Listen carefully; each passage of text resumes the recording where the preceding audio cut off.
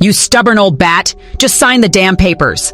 Those were the last words I heard before Sarah's hands connected with my chest, sending me tumbling down my own staircase like a rag doll. The irony wasn't lost on me as I lay crumpled at the bottom of the steps. The same steps where I'd taught my grandchildren to walk, where I'd carried laundry for 40 years, where my late husband Robert had proposed to me in 1978. If you're watching this, hit that subscribe button and let me know where you're watching from. I'd love to hear from you. The physical pain was immediate and crushing. My left hip screamed in agony, and I could taste blood where I'd bitten my tongue. But you know what hurt more? The calculated coldness in my daughter-in-law's eyes as she stood at the top of those stairs, her manicured hands still outstretched from pushing me. For a split second, we just stared at each other. Sarah's face cycled through emotions like a broken slot machine. Shock, fear, then something that chilled me to the bone. Calculation. I watched her mind work, watched her decide how this was going to play out. "Oh my God, Mom, Mom!" Suddenly she was the concerned daughter-in-law, her voice rising to a panicked shriek. "Oh my God, Mom just fell down the stairs, please hurry!" I listened to her Oscar-worthy performance on the phone with 911, describing how I'd lost my balance and tumbled down, how she'd tried to catch me but couldn't reach me in time. Every word was a lie, and every word was being recorded by the security cameras I'd had installed 3 months ago. You see, Sarah didn't know about those cameras. Nobody did, except Margaret, my best friend since college. When you're 68 years old and start noticing cash missing from your purse, jewelry disappearing from your bedroom, and strange charges on your credit cards, you learn to protect yourself. The installer had been very discreet, a favor from Margaret's nephew, who ran a security company. As I lay there fighting waves of pain and nausea, I made a conscious decision that would change everything. I said nothing. Not about the push, not about the argument, not about the forged power of attorney documents I'd found hidden in Sarah's purse just hours before.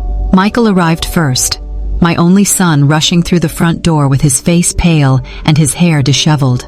Behind him came Sarah's performance, complete with tears and trembling hands. "I'm so sorry this happened, Mom. We're here for you," Michael said, kneeling beside me as the paramedics worked. His words sounded hollow, rehearsed even. Had they planned this together? "Don't worry about anything right now. Just focus on healing," Sarah added, squeezing my hand with what I'm sure she thought was convincing tenderness. "Oh, I'm focusing all right," I thought, as they loaded me onto the stretcher. "I'm focusing on every single word you're saying, every lie you're telling, every crocodile tear you're shedding." The ride to the hospital gave me time to think through the fog of pain medication. This wasn't random. This wasn't a moment of anger that got out of hand. Sarah had come to my house today with those forged documents, expecting me to sign over my property for tax purposes. When I'd confronted her about the missing money and jewelry, when I'd told her I knew what she was doing, she'd made a choice.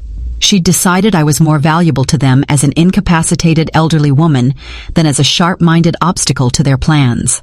As the ambulance doors closed and we pulled away from my house, the house my Robert and I had saved 20 years to buy, the house where we'd raised Michael, the house Sarah now thought she could steal, I made a vow that would have terrified them if they'd known.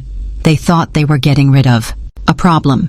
Instead, they'd just created their worst nightmare, a woman with nothing left to lose and all the time in the world to plan their destruction. The game was on.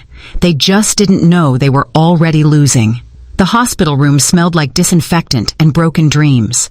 My hip was fractured, my ribs were bruised, and my left arm was in a sling, but my mind had never been sharper. The pain medication they'd given me was nothing compared to the clarity that comes from knowing exactly who your enemies are. Sarah and Michael had been taking shifts at my bedside for 3 days, playing the role of devoted family members for the nurses and doctors. Their performance was flawless, holding my hand, fluffing my pillows, speaking in hushed, concerned tones about my accident. "The doctor says you're lucky it wasn't worse," Sarah said on Wednesday morning, her voice dripping with false sympathy. "Falls can be so dangerous at your age." Falls. As if I'd simply tripped over my own feet. "We've been thinking," Michael added, exchanging a meaningful look with his wife. "Maybe it's time to consider some changes. For your safety." There it was. The real reason for their vigil. They weren't here out of love or concern. They were here to advance their agenda while I was vulnerable and medicated. What kind of changes? I asked weakly, letting my voice tremble just enough to sound frail and confused. Well, Sarah leaned forward, her eyes bright with poorly concealed excitement. We can't let you live alone anymore after this fall. It's just not safe. The house is worth at least $800,000, Michael said to Sarah, apparently forgetting I was conscious and listening. We could get her a nice little apartment in one of those senior communities. A nice little apartment. For $800,000, I could buy a dozen nice little apartments. But that wasn't the point, was it? The point was controlling my assets, controlling me, and ultimately disposing of both when convenient. They didn't know that Margaret had visited the night before, slipping in during shift change with my laptop hidden in a large purse. I thought you might want to catch up on your emails, she'd said loudly for the nurses to hear, then whispered, I uploaded everything to the cloud. You can access it all from here. That night, while Sarah and Michael went home to plan my future imprisonment, I reviewed the security footage. Camera after camera had captured the entire event in crystal clear high definition. Sarah's face twisted with rage as she called me names. My calm refusal to sign her forged documents. Her hands pushing me with deliberate force. My body hitting each step on the way down. But the cameras had captured much more than just the assault. They'd recorded weeks of Sarah's activities in my home, searching through my desk drawers, photographing my jewelry with her phone, copying my bank statements, even testing my signature on practice sheets. The woman had been planning this theft for months. They think I'm a helpless old woman, I whispered to Margaret during her next visit. They're about to learn otherwise. On Thursday, I overheard the conversation that confirmed my worst fears. Sarah and Michael were in the hallway, thinking I was asleep, discussing their timeline. The real estate agent says we could have it listed within 2 weeks if we move fast, Sarah was saying. Once we get power of attorney, we can handle everything. What about the other accounts? Michael asked. The investment portfolio? That's the beauty of it. Once she's declared incompetent, we control everything. The house, the stocks, the life insurance, all of it. Incompetent. They weren't just planning to steal my money. They were planning to steal my entire identity, my autonomy, my life. I'd heard enough. The next morning, when they arrived for their daily performance, I was ready. I've been thinking about what you said, I told them, letting my voice sound tired and defeated. Maybe you're right. Maybe I do need help. The relief on their faces was almost comical. Sarah actually clapped her hands together like a child who'd just been promised ice cream. Oh, Mom, I'm so glad you're being reasonable about this, she gushed. We've already started looking at some wonderful facilities. Actually, I interrupted gently, I was thinking about what you said about having someone help manage my affairs. You know, just until I get back on my feet. The greed in their eyes was unmistakable. They thought they'd won. They had no idea the game was just beginning. As they left that evening, chattering excitedly about their plans, I opened my laptop again. This time, I wasn't just reviewing evidence. I was researching lawyers, private investigators, elder abuse statutes. I was building a case that would destroy them both. The security cameras had given me the assault on video, but I needed more. I needed to document the full scope of their crimes, their conspiracy, their complete betrayal of family trust. Tomorrow, I would go home, and tomorrow, the real investigation would begin. They thought they were taking me home to rob me blind. Instead, they were taking me home to the scene of their own destruction. Coming home felt like entering a crime scene, which I suppose it was. Sarah had transformed herself into the perfect caregiver, fussing over my medications, helping me navigate the stairs I'd fallen down, making sure I was comfortable in my own home. Now, Mom, you just rest and let me take care of everything, she said, plumping the pillows on my favorite armchair. I've taken time off work to make sure you have everything you need. What I needed was for her to reveal more of her criminal activities on camera, and she didn't disappoint. The first thing I noticed was how comfortable she'd become in my space. She moved through my house like she owned it, opening drawers and cabinets with the familiarity of someone who'd been searching through them for months. She knew where I kept my important papers, my spare cash, my jewelry, because she'd been stealing from all of them. I just want to make sure all your affairs are in order, Mom, she said on my second day home, pulling out a stack of documents from my desk. You know, just in case. Just in case what? In case she decided to push me down another flight of stairs? I watched her shuffle through papers with practiced efficiency, her fingers lingering on bank statements and investment portfolios. She was cataloging my worth, making mental notes of what she could liquidate quickly and what would require more finesse. That's when I decided to test her. "Sarah, dear," I called from my chair, making my voice sound confused and worried. "My grandmother's pearl ring is missing from my jewelry box. Have you seen it?" The pause was almost imperceptible, but I caught it. The slight stiffening of her shoulders, the momentary freeze of her hands on the papers. "Oh, maybe you moved it," she said, turning to face me with a concerned expression. "You know how forgetful you've been lately, Mom. The doctors said head injuries can affect memory." Forgetful. That was rich, coming from someone who'd forgotten to mention she'd been systematically robbing me for 6 months. "I suppose you're right," I said, letting my voice sound uncertain. I remember having it recently." "Don't worry about it," Sarah said, her tone shifting to that patronizing sweetness people use with small children and confused elderly people. "It'll turn up. These things always do." She was gaslighting me, making me doubt my own memory and perception. It was a classic manipulation tactic, and it would have worked beautifully if I hadn't known exactly what she was doing. That afternoon, while Sarah was running errands, probably meeting with real estate agents or lawyers about my property, Margaret arrived with groceries and, more importantly, information about James Patterson, an attorney who specialized in elder abuse cases. "He's expecting your call," Margaret whispered as we prepared tea in my kitchen. "I told him you might need his services urgently." "Did you mention the cameras?" "No specifics, but I told him you had documentation. He said to call him from a secure location as soon as possible." That evening, after Sarah had gone home to her own family, the family she was betraying along with mine, I called James Patterson from Margaret's house. His voice was professional but warm, the voice of someone who'd helped many people in situations like mine. "Mrs. Henderson, I've handled hundreds of elder abuse cases, and what Margaret described sounds very serious. If you have video evidence of assault and theft, we're looking at multiple felonies." "It's not just the assault," I told him. "She's been forging documents, stealing cash and jewelry, planning to have me declared incompetent. This is a comprehensive scheme to steal everything I own." "Have you contacted the police?"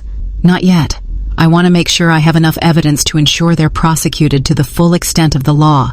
These aren't strangers who robbed me. This is my son and daughter-in-law. I want to make sure justice is complete." "I understand. But Mrs. Henderson, if they're planning to have you declared incompetent, time is critical. Once they file those papers, it becomes much more complicated to fight." That night, I couldn't sleep. Not because of my injuries, though they still ached, but because of what I'd discovered in Sarah's purse while she was caring for me. The forged power of attorney documents were more sophisticated than I'd expected. She'd practiced my signature dozens of times, getting it nearly perfect. She'd researched the legal language, the required witnesses, the filing procedures. This wasn't a crime of opportunity. This was a methodical, long-term plan to steal my entire life. The next morning, I made a decision that would change everything. While Sarah was in my kitchen making breakfast, and probably searching through my mail, I began documenting everything with my phone. Every drawer she opened, every paper she examined, every item she touched. "Sarah," I called out, "could you bring me my address book? I want to send some thank you cards to the people who visited me in the hospital." "Of course, Mom," she replied, and I watched her go straight to the drawer where I kept important documents. She knew exactly where everything was because she'd been through my things countless times. As she handed me the address book, I noticed her eyes scanning the papers in the drawer. Bank statements, investment summaries, insurance policies. She was mental photographing everything, calculating her potential inheritance. Her inheritance, the money and property she planned to steal while I was still alive. That afternoon, while she was helping me organize my medications, I saw her palm 3 of my pain pills. When I asked about them later, she claimed I must have miscounted due to my confusion from the head injury. By evening, I had documented over a dozen separate thefts, lies, and manipulations. Sarah wasn't just planning to rob me. She was actively doing it, right in front of my face, counting on my supposed frailty and confusion to cover her crimes. But the most chilling discovery came when I overheard her phone call to Michael that night. "She's declining faster than we expected," Sarah whispered into her phone, thinking I was asleep in my chair. "The doctor said head injuries can accelerate dementia symptoms. We might be able to move forward with the incompetency filing sooner than planned." Accelerate dementia symptoms. They weren't just waiting for me to become vulnerable. They were trying to make it happen. As I sat in the darkness, listening to my daughter-in-law plot my mental destruction, I realized the assault down the stairs was just the beginning. They weren't planning to wait for me to die naturally. They were planning to make me disappear while I was still breathing. But they'd made one critical mistake. They'd underestimated a woman who'd survived the death of her parents, the challenges of raising a child alone while her husband served overseas, and the heartbreak of losing the love of her life to cancer. They thought my age made me weak. Instead, it had made me patient, careful, and absolutely determined to see justice done. The investigation phase was over. Now it was time to build an unbreakable case that would send them both to prison. The law offices of Patterson Associates occupied the entire third floor of a downtown building that had seen better decades, but James Patterson's reputation was sterling. At 65, he was close enough to my age to understand the unique vulnerabilities seniors face, but young enough in spirit to fight aggressively for his clients. "Mrs. Henderson," he said, gesturing to a comfortable chair across from his mahogany desk, "what you've shown me is disturbing on multiple levels. We're not just talking about family disputes here. These are serious federal crimes." I'd brought Margaret with me for moral support and witness testimony, and she'd brought her nephew Tommy, the security expert who'd installed my cameras. We'd told Sarah I was going for a routine medical follow-up, which wasn't entirely a lie. I was following up on the assault she'd committed against me. "The video evidence is extraordinary," Patterson continued, reviewing the footage on his laptop.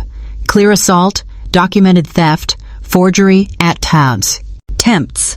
And this is just what you've captured in the past few weeks." "There's more," I said, opening the folder I'd prepared. "Bank statements showing unauthorized withdrawals. Credit card charges I never made. Jewelry appraisals I never requested. Sarah has been photographing my valuables for months." James Patterson's partner, Rita Chen, was a former federal investigator who specialized in financial crimes against seniors.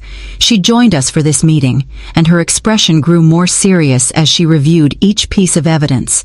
"Mrs. Henderson, this appears to be a sophisticated elder abuse scheme with multiple components," Rita said. "The pattern suggests they've been planning this for at least a year, possibly longer." "How much are we talking about?" Patterson asked. "The house alone is worth $800,000. My investment portfolio is worth another $1.2 million. Life insurance, savings accounts, personal property. They're targeting approximately $2.5 million in total assets." Margaret squeezed my hand. Even she hadn't known the full extent of my financial situation. Robert and I had been careful savers and smart investors, but we'd lived modestly. Sarah and Michael had assumed I was a typical elderly widow with limited resources. They'd been very wrong. "The good news," Rita said, "is that you've documented everything beautifully. The bad news is that they're moving fast. If they file incompetency papers, we'll have to fight those while simultaneously pursuing criminal charges." "What's our strategy?" I asked. "We need more evidence," Patterson said. "Specifically, we need them to commit more crimes on camera, while clearly demonstrating criminal intent. The assault is serious, but if we can show a pattern of premeditated elder abuse, fraud, and conspiracy, we're looking at significant prison time for both of them." "How do we do that?" Rita leaned forward, her eyes bright with the enthusiasm of a hunter who'd found a promising trail. "We give them what they want, or make them think we are. You go home, act confused and vulnerable, and let them incriminate themselves further. But this time, we document everything with professional-grade equipment." Tommy, who'd been quietly listening, spoke up. "I can install additional cameras and audio equipment that are completely invisible, voice-activated, motion-triggered, with backup power supplies. If they commit crimes in that house, we'll have evidence that would hold up in any court." "Is it legal?" I asked. "Completely," Patterson assured me. It's your house, and you're documenting crimes being committed against you on your own property. The evidence will be admissible. But, Rita added seriously, you'll be putting yourself at risk. If they discover what you're doing, or if they decide you're too much trouble alive. She didn't need to finish.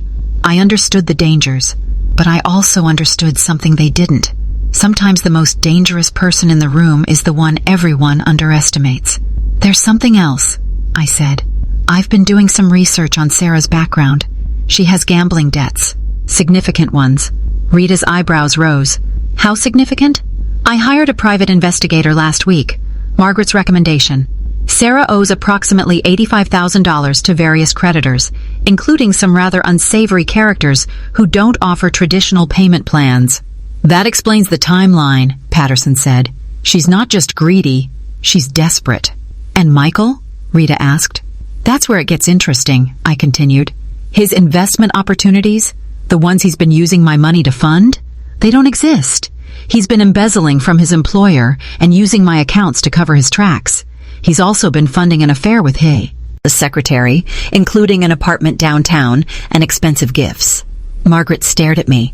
Alice, how did you discover all this? When you reach my age, dear, you learn that money talks, and private investigators listen very well. I've been paying attention to where my money goes, and I've been having other people pay attention to where their money comes from. Rita laughed. The first time she'd shown any emotion other than professional concern. Mrs. Henderson, you've been conducting your own investigation. I've been protecting myself, I corrected, and now I want to destroy them both. The room went quiet. I could see them reassessing me, realizing that the fragile elderly victim they'd expected to help was actually a sharp, angry, determined woman with resources and intelligence. All right, Patterson said finally. Here's what we're going to do. You go home and let them think they're winning. Meanwhile, we'll prepare criminal complaints, coordinate with law enforcement, and build an airtight case. But Mrs. Henderson, and I cannot stress this enough, at the first sign of physical danger, you call 911 immediately. Agreed, I said. But gentlemen, lady, I want complete justice. I want them prosecuted to the full extent of the law. I want them to lose everything, just like they planned for me to lose everything. That, Rita said with a satisfied smile, can definitely be arranged.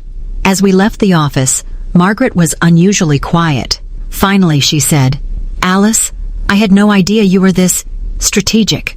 My dear friend, I replied, when someone tries to steal your life, you learn very quickly how to fight for it. Sarah and Michael made one critical error. They assumed my age made me helpless.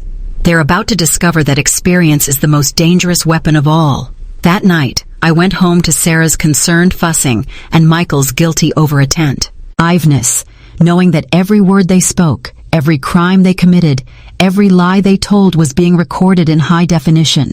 They thought they were taking care of a confused old woman. In reality, they were feeding evidence to a prosecutor who was about to end their lives as they knew them. The trap was set. Now, I just had to wait for them to walk into it. Sun Tzu wrote that all warfare is based on deception. If he'd lived to be 68, he might have added that the best warriors are those your enemies never see coming. Over the next 2 weeks, I perfected the role of my lifetime, the confused, declining elderly woman. I shuffled instead of walked. I repeated questions I'd already asked. I stared at familiar objects with apparent confusion. I even pretended to forget Sarah's name once, calling her Sandra, with a puzzled expression. The performance was Academy Award worthy, and my audience ate it up. Mom, you're just not thinking clearly anymore, Michael said during one of his increasingly frequent visits. Let me handle your finances so you don't have to worry about all these complicated decisions. I'm so confused about all these papers, I replied, gesturing vaguely at the stack of documents he'd brought. You handle it, dear. You're so much smarter about these things than I am. I watched him exchange triumphant glances with Sarah. They thought they'd won the lottery, a willing victim who was practically begging to be robbed. Meanwhile, Tommy's new cameras captured everything. Sarah searching through my files when she thought I was napping. Michael photographing my bank statements with his phone, both of them discussing their plans in whispered conversations they assumed I couldn't hear. "She's losing it faster than we thought," Sarah told Michael one afternoon, their voices carrying from the kitchen while I pretended to doze in my chair. "We need to move quickly before someone else notices and tries to interfere." "The power of attorney papers are ready," Michael replied. "Once she signs those, we can start liquidating assets. I've already got buyers interested in some of her jewelry." My jewelry. Pieces Robert had given me over 30 years of marriage. Heirlooms from my grandmother. Items with sentimental value they couldn't possibly understand because they'd never loved anything more than money. But their greed was about to become their downfall. "Sarah, dear," I called out that evening, "I'm having trouble sleeping. Could you make me some of that chamomile tea you brought?" "Of course, Mom," she replied sweetly, but I caught the look she gave Michael. I knew what was in that tea. The same sedatives she'd been slipping into my food for weeks, trying to make me appear more confused and dependent. What she didn't know was that I'd stopped eating or drinking anything she prepared days ago. Margaret had been bringing me meals, and I'd been disposing of Sarah's care packages in ways that wouldn't arouse suspicion. The next morning, I staged my masterpiece, a fake medical emergency that would test exactly how much they valued my life versus their inheritance timeline. "Sarah!" I called out, clutching my chest and breathing heavily as she entered my bedroom. "I can't. Something's wrong. My chest." For a split second, just one revealing moment, I saw her face before she composed it into appropriate concern. There was disappointment there, frustration, the look of someone whose carefully laid plans were being disrupted. Then the mask slipped back into place. "Oh my God, Mom, should I call 911? Maybe it's just, let me rest a moment," I gasped, watching her internal struggle play out in her expressions. She was calculating. If I had a heart attack now, before signing over my assets, Michael might inherit everything, but as my son, not as her husband. That would complicate their plans considerably. She needed me alive, Lon. Enough to sign their papers, but not so alive that I might recover my supposed mental faculties. "Actually," she said carefully, "maybe we should wait a few minutes and see if you feel better. Sometimes these episodes pass on their own." There it was. My daughter-in-law was willing to let me die, but only on her timeline. "You're probably right," I whispered, then closed my eyes and regulated my breathing to appear more normal. After a few minutes, I opened my eyes and smiled weakly. "I think I'm all right now, just a little scare." The relief on her face had nothing to do with my well-being and everything to do with her financial plans. That afternoon, she brought the deed transfer papers. "Mom, I know you're confused about a lot of things lately, but I want to help protect your house," she said, setting the documents on my dining room table. "If we transfer ownership to Michael and me now, it'll save you thousands in taxes and make sure the house stays in the family." The papers were beautifully forged.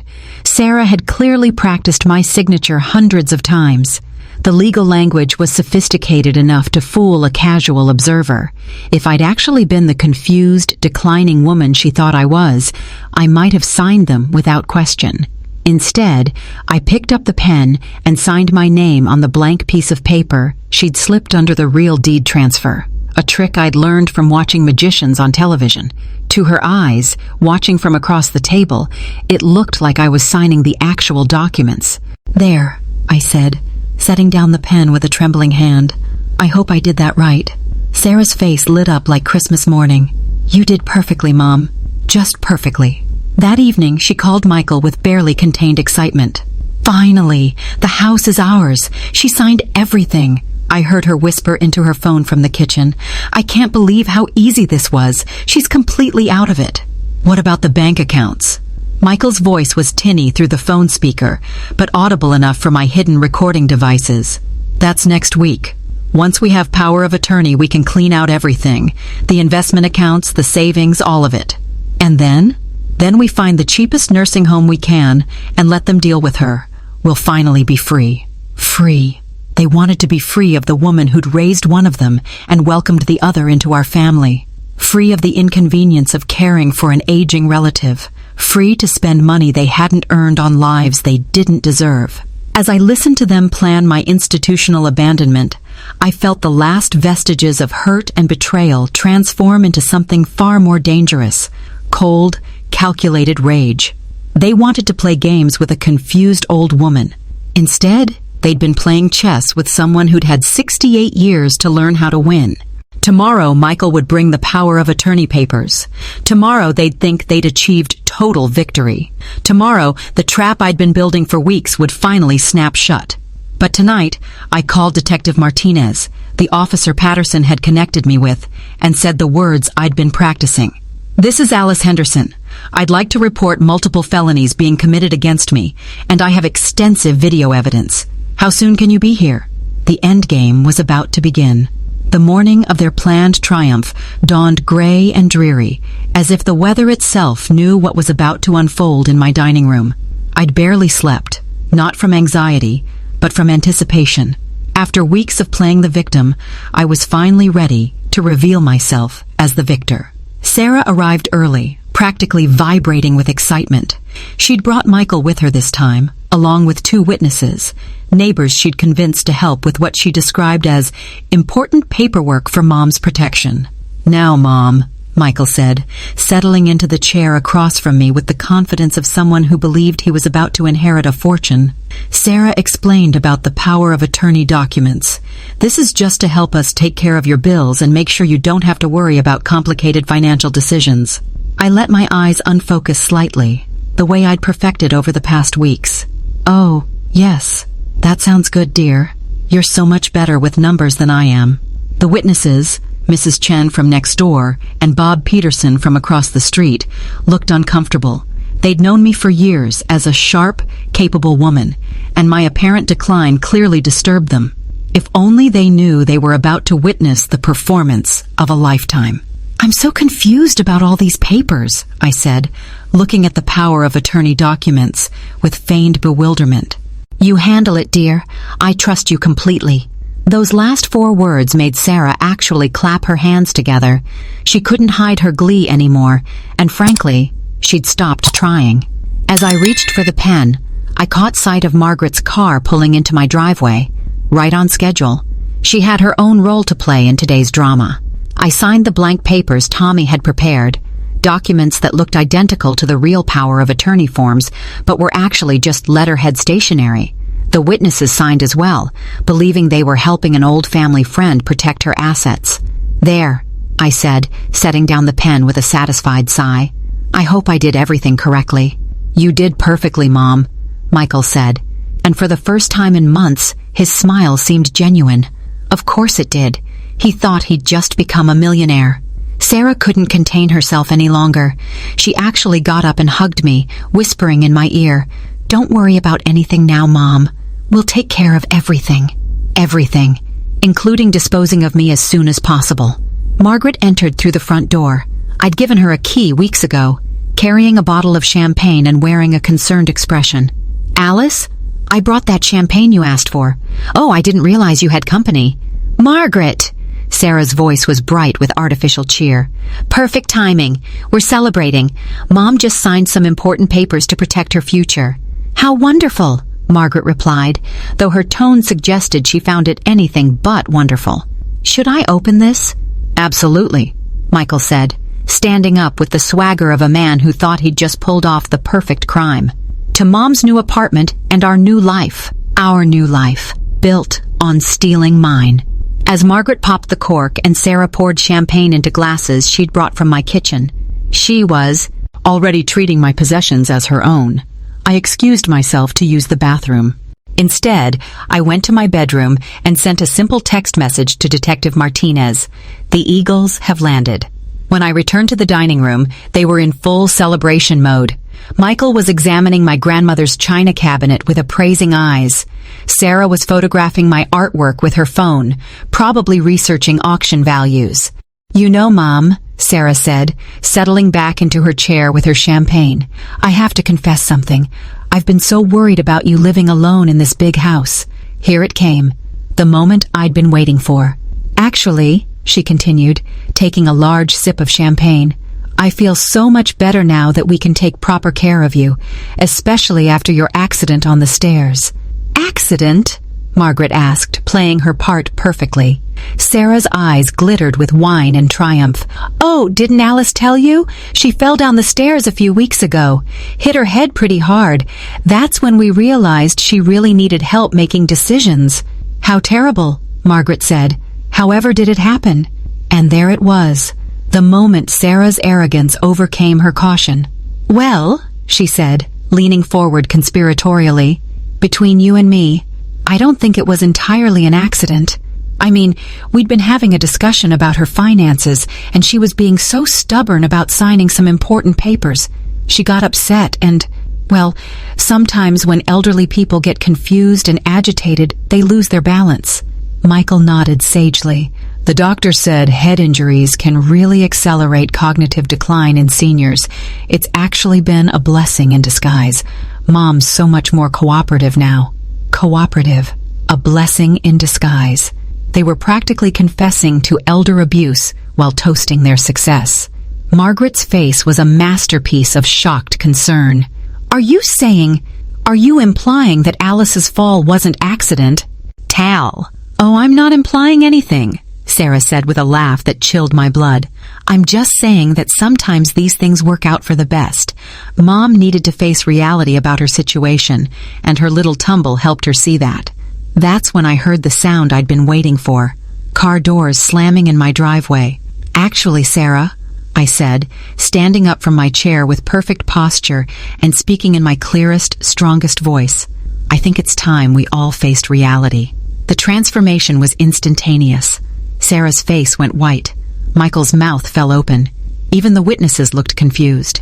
"Surprise," I continued, dropping every trace of confusion or frailty from my voice. "I've been quite lucid this whole time, and I have it all on camera." "That's impossible," Sarah shrieked, jumping to her feet.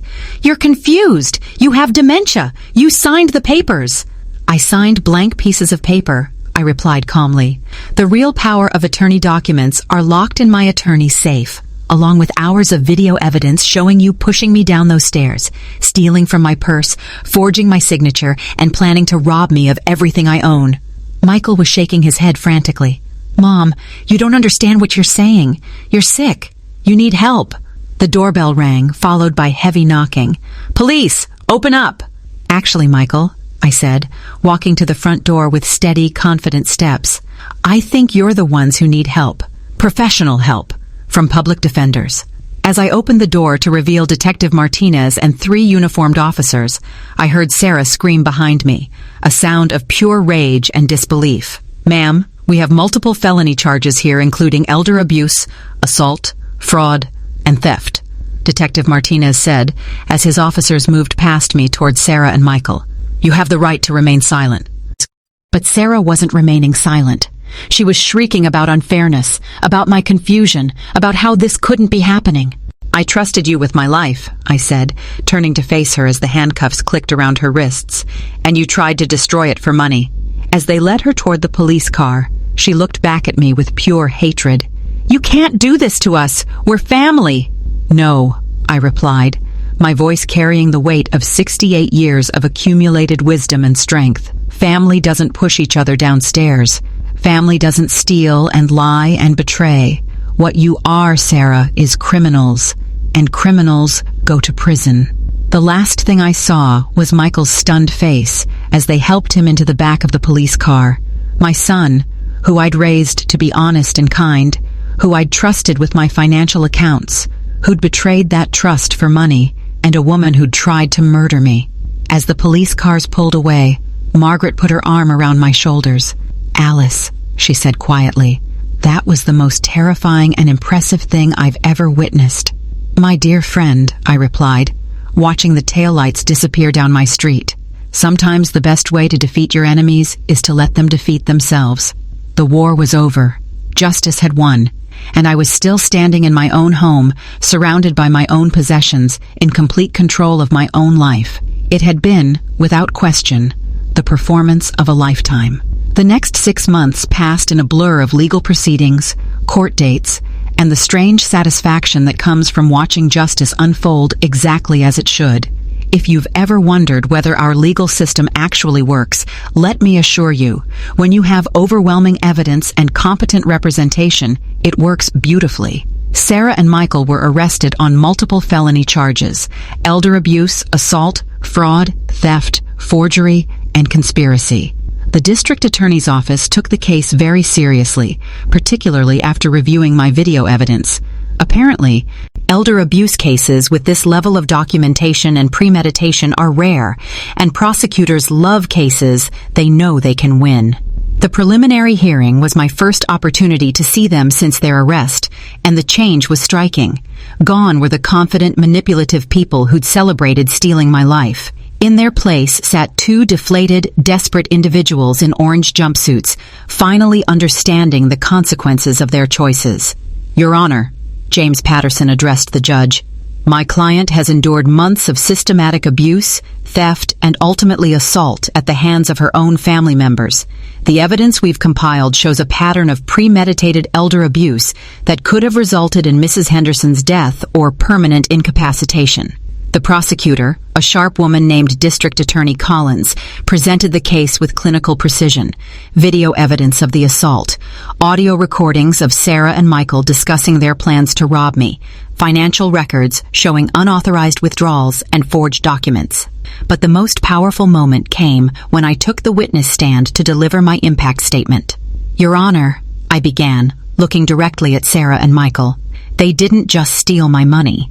They stole my trust, my sense of safety in my own home, and my belief that family bonds meant something sacred."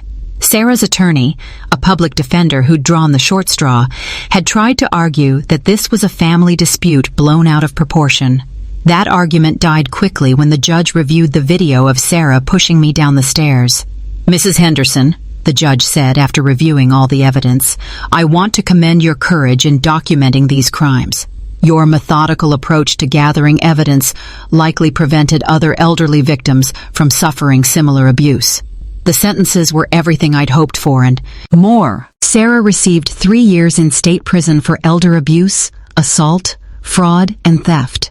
The judge noted that her gambling debts and deliberate targeting of a vulnerable family member demonstrated a pattern of behavior that required significant incarceration to protect society. Michael received 4 years, with additional federal charges pending for the embezzlement from his employer that our investigation had uncovered.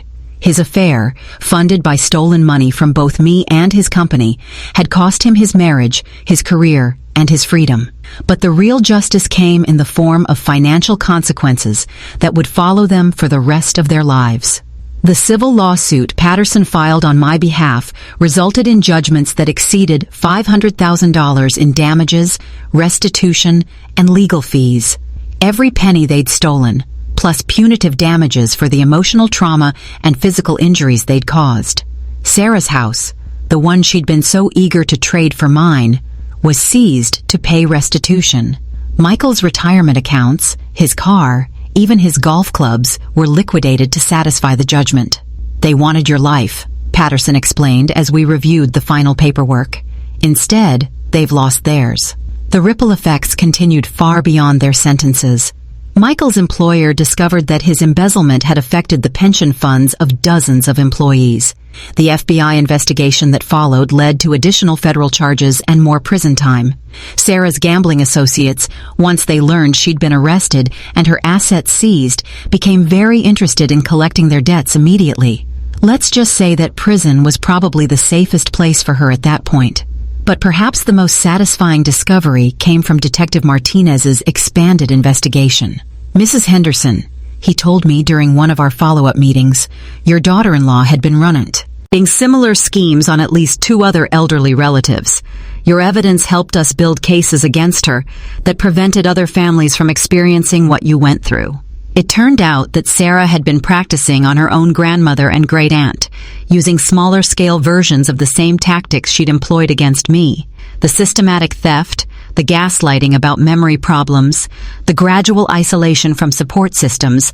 It was her proven method for exploiting elderly family members. My case became the foundation for prosecuting those crimes as well, ultimately sending Sarah to prison for an additional 2 years and ensuring that her other victims recovered their stolen assets. Your methodical evidence gathering, Detective Martinez explained, has become a training model for our elder abuse unit. We're teaching other seniors how to protect themselves using the techniques you developed. As I sat in the courtroom during Michael's final sentencing hearing, listening to the judge explain how his crimes had affected not just me, but dozens of other people, I felt something I hadn't experienced in months. Peace. Not satisfaction. I'd felt that when they were arrested. Not vindication. I'd felt that during the trial. This was deeper. This was the peace that comes from knowing that justice isn't just a concept, but something that can actually happen when good people refuse to be victims. Before I impose sentence, the judge said, looking at Michael, I want you to understand what you've done.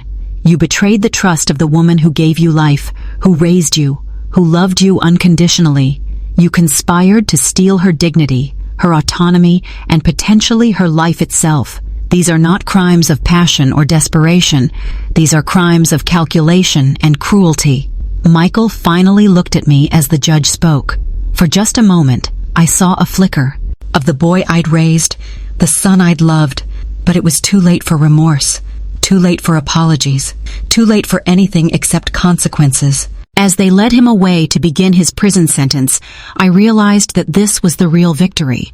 Not just that they'd been caught and punished, but that their crimes had been exposed completely, their victims had been made whole, and the system had worked exactly as it should. Sarah and Michael had tried to steal my life. Instead, they'd lost theirs. That wasn't revenge. That was justice. And justice, I'd learned, is the most satisfying victory of all. Prison sentences and court victories are satisfying, but they're not the end of the story. They're the beginning of a new chapter. As I stood in my living room 6 months after Sarah and Michael's convictions, looking at the house they'd tried to steal, I realized that survival wasn't enough. I wanted to thrive. The first thing I did was redecorate. Every room they'd contaminated with their presence got fresh paint, new furniture, and different arrangements. I wanted my home to feel safe again, to be a place of comfort rather than a crime scene. The security cameras came down, all except the basic safety system Tommy recommended. I no longer needed to document crimes being committed against me. Instead, I wanted to document the life I was building. Margaret, who'd been my steadfast ally throughout the entire ordeal, became something more than my best friend. She became my partner in rebuilding. Together, we planned the most important project of my post-victory life, the Alice Henderson Foundation for Elder Abuse Prevention. You know, Alice, she said, as we worked on the foundation's mission statement, your story has already helped more people than you realize. The calls we've been getting from seniors who recognized similar patterns in their own families. She was right. Word of my case had spread through senior communities, legal aid societies, and law enforcement agencies. Elderly people who'd been suffering in CPS, ILENS, who'd been told they were confused or paranoid, suddenly had a blueprint for fighting back. The foundation's first client was Dorothy Williamson, an 82-year-old widow whose nephew had been systematically stealing from her for 2 years. Using the same techniques I developed, hidden cameras, detailed documentation, professional legal help, we helped her recover $85,000 in stolen assets and send her nephew to prison for 18 months. Mrs. Henderson, Dorothy told me after her nephew's sentencing, your story gave me hope that I could fight back too. I thought I was too old, too confused, too powerless. You showed me that being underestimated can be a weapon. Being underestimated can be a weapon. I liked that phrase so much, I had it printed on the foundation's business cards. The second major change in my life was completely unexpected. Romance. Harold Michaels was a retired federal prosecutor who'd handled white-collar crimes for 30 years before retiring to write mystery novels. We met at a conference on elder abuse prevention where I was the keynote speaker, and he was presenting on legal remedies for financial exploitation. Mrs. Henderson, he said after my presentation, I've prosecuted hundreds of fraud cases, but I've never seen evidence gathering as thorough as yours. Have you considered a career in law enforcement? I laughed. The first genuine laugh I'd had in months. Mr. Michaels, I'm 68 years old. I think I found my calling a bit late for a career change. Nonsense, he replied with a smile that made me feel 20 years younger. Experience like yours is exactly what law enforcement needs. Age is an asset in this field, not a liability. Our professional relationship evolved into personal friendship, which gradually became something deeper. Harold understood what I'd been through in ways that most people couldn't. He'd seen the aftermath of financial abuse cases, had prosecuted the kinds of people who'd targeted me, and he respected the strength it had taken to fight back. 6 months after our first meeting, he asked me to dinner at the same restaurant where Robert had proposed 35 years earlier. Instead of feeling disloyal to my late husband's memory, I felt like I was honoring it. Robert had always wanted me to be happy, to live fully, to never stop growing. "Alice," Harold said over candlelight and wine that cost more than Sarah used to steal from my purse in a week, "I know we're both at an age where people might think romance is behind us, but I think we're at the perfect age to appreciate what we've found." He was right. Young love is passionate, but inexperienced. Middle-aged love is practical, but distracted. But love at our age? Love at our age is grateful, intentional, and unafraid of depth, because we know how precious it is. The third transformation was professional. My memoir, They Thought I Was Weak, One Woman's Fight Against Elder Abuse, became a bestseller within weeks of publication. The combination of crime story, legal thriller, and self-help guide resonated with readers across multiple demographics. But the letters I received from readers were the real reward. "Dear Mrs. Henderson, I'm 72 years old and my daughter has been stealing from me for months. After reading your book, I installed cameras and documented everything.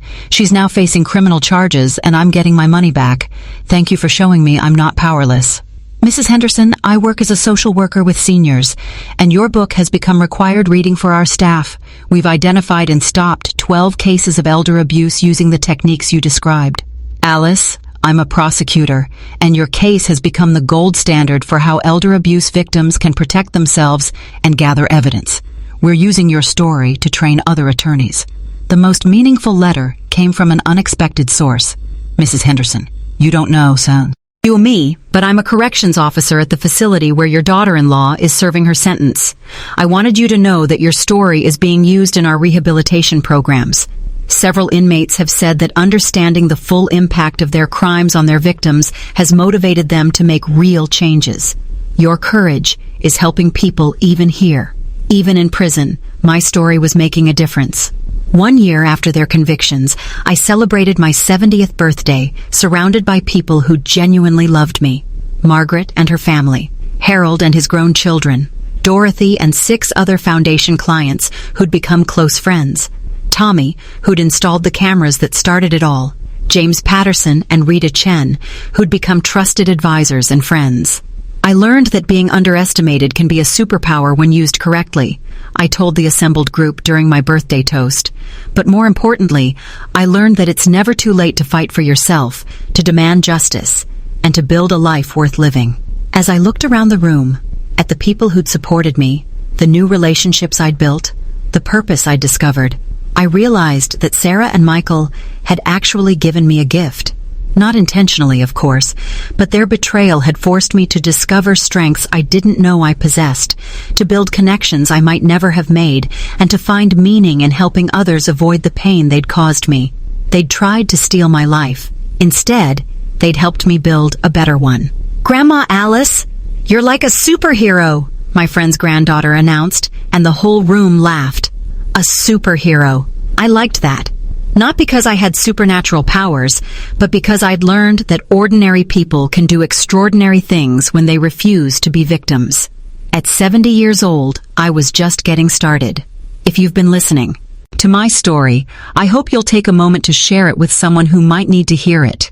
Your voice matters, and your story could help someone else find the courage to fight back. 2 years have passed since Sarah and Michael's convictions, and I'm writing this final chapter from my home office, the same room where Sarah used to search through my papers, where she planned to steal my life. Now it's the headquarters of the Alice Henderson Foundation, where we help other seniors reclaim theirs. The foundation has grown beyond anything I imagined. We've helped over 200 elderly abuse victims recover stolen assets, escape manipulative situations, and find the courage to stand up for themselves. Our success rate in prosecution is over 90%, largely because we teach people to document everything before confronting their abusers. Your methodical approach to evidence gathering, Detective Martinez told me during our last meeting, has become standard training for elder abuse investigators nationwide. Police departments from coast to coast are using your case as the model for how these crimes should be investigated and prosecuted. The ripple effects continue to spread. Sarah, now in her 3rd year of prison, has become an unlikely advocate for elder abuse awareness. According to her counselor, she's been speaking to rehabilitation groups about the progression of her crimes, helping other inmates understand how financial desperation can lead to devastating choices. She says she wants to prevent other families from being destroyed the way hers was, the counselor told me during a victim impact follow-up call. It doesn't excuse what she did, but it might prevent someone else from making the same choices. Michael's story is more complex. The federal embezzlement charges added another 3 years to his sentence, but he's used his time in prison to earn a master's degree in social work. His plan is to work with at-risk youth when he's released, focusing on financial literacy and ethical decision-making. I haven't forgiven him. Forgive. Ness isn't required for healing, but I'm glad he's found a path toward making amends for the damage he caused. The most unexpected development has been my relationship with Harold. At 72 and 71 respectively, we've decided that traditional timelines don't apply to us. We're engaged, planning a small wedding next spring in my garden, the same garden Sarah once planned to bulldoze for a swimming pool. People might think we're too old for romance, Harold said when he proposed. People thought I was too old to fight back too, I replied. They were wrong about that as well. Our love story has become part of the Foundation's message. It's never too late to build the life you want, to find happiness, to make a difference in the world. The memoir continues to help people. It's been translated into 6 languages and has inspired similar foundations in 12 countries. I receive letters weekly from readers who've used my story as a guide for their own battles against financial abuse, family manipulation, and age discrimination. But the letter that meant the most came from an unexpected source. Dear Mrs. Henderson, I'm a 28-year-old woman, and reading your story changed my perspective on aging completely. I used to fear getting older, worried about becoming vulnerable and irrelevant. Your book showed me that experience is power, that wisdom is strength, and that older adults are often the most formidable opponents because they have nothing left to lose and everything left to fight for. Thank you for redefining what it means to age with dignity and power. Aging with dignity and power. I liked that phrase so much, I adopted it as my personal motto. Last month, I was invited to speak at the National Conference on Elder Rights. The auditorium was filled with attorneys, social workers, law enforcement officers, and advocates, people dedicated to PR, protecting seniors from exactly the crimes Sarah and Michael had committed against me. When someone tries to steal your life, I told them, you have 2 choices. You can let them succeed, or you can make them regret they ever underestimated you. I chose the second option, and it made all the difference. The standing ovation lasted 5 minutes. Afterward, dozens of people approached me with their own stories, their own victories, their own plans for fighting back against those who prey on the elderly. Mrs. Henderson, one young prosecutor said, your case inspired me to specialize in elder abuse prosecution. I've used your techniques to secure convictions in 37 cases so far. Your story, added a social worker, has become required reading in our graduate program. We're teaching the next generation of advocates to recognize the signs you identified and to help clients develop the same kind of systematic response. As I stood there, surrounded by people who dedicated their careers to protecting others from what I'd endured, I realized that my greatest victory wasn't sending Sarah and Michael to prison, though that was satisfying. My greatest victory was transforming my experience into a force for protecting others. They thought my age made me weak. Instead, it gave me patience, wisdom, and nothing left to lose. They thought my isolation made me vulnerable. Instead, it forced me to build a network of allies stronger than any family bond. They thought my trust made me an easy target. Instead, My betrayal made me an unstoppable force for justice. Sometimes the people who hurt us most teach us our greatest strength. If you're listening to this and facing something similar, whether it's financial abuse, family manipulation, or any situation where someone is trying to steal your power, remember this. Document everything, trust your instincts, and remember that you're stronger than they think. Age is not weakness, experience is not confusion, and an underestimation is not inevitability. You have more power than you know. Use it. Thank you for listening to my story. Don't forget to subscribe, share your own experiences in the comments, and remember, your voice matters, your story counts, and your strength is greater than anyone realizes. Sometimes the most dangerous person in the room is the one everyone underestimates. Make sure that person is you. The Alice Henderson Foundation continues to help elder abuse victims nationwide. If you or someone you know needs assistance, visit our website or call our hotline. Because everyone deserves to age with dignity, power, and the absolute certainty that their story matters. This story demonstrates that justice is possible, that the vulnerable can become victorious, and that sometimes the best revenge is simply refusing to be a victim. Age brings wisdom, experience brings strength, and underestimation brings opportunity. Use them all.